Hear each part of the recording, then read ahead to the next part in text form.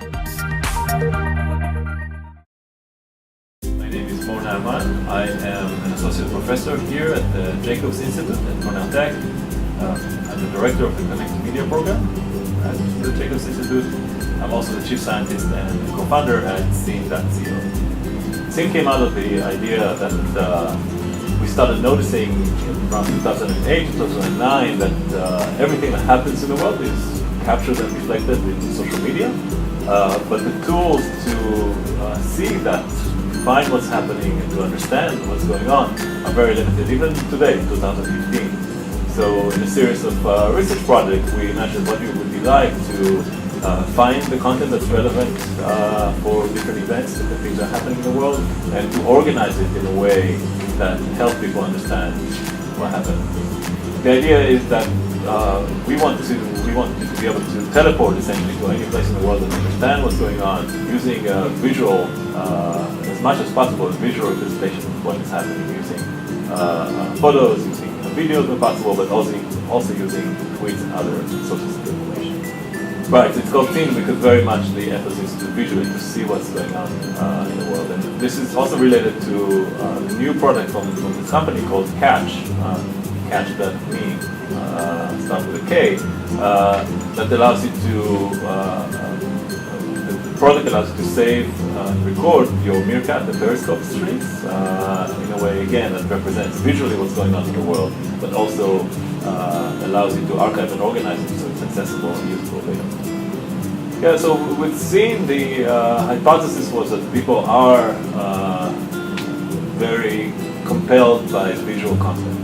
They want to consume that and view it, and that helps them understand what's going on. So it was very much an emphasis on that rather than the text that you can show for such events, obviously from tweets and other sources. For example, a few months ago there were protests and some riots even in Baltimore in the US.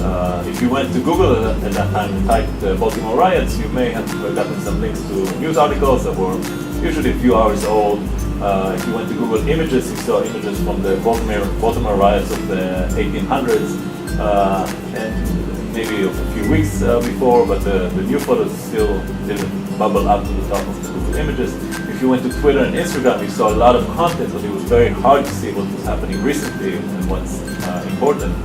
Instead, Scene can take all that information and process it close to real time to create automatic highlights of the most recent media to show you what was happening and what was interesting. We imagine that a lot of people will come to us because they are interested enough in the topic to search for information about it, and then we create those pages such that those searches, we often have the first pages on the web for this topic because we have an automatic engine that analyzes and makes those pages available.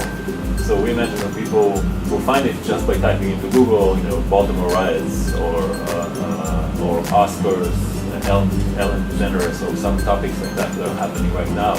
But there are very few pages on the web that can give them that answer right now. Like every startup, for Scene and for Catch project, the goal is to grow the number of eyeballs, to grow the number of people that are using it on a daily basis.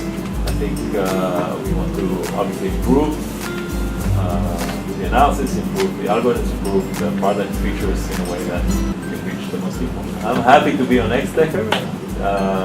I'm looking forward to seeing what XDecker has to offer to the tech world in China and beyond. XDecker could be a great way for us to reach students in China. And we think there's a great set of students. We've seen them. Some of them came here as masters and PhD students. We hope to see more in the future.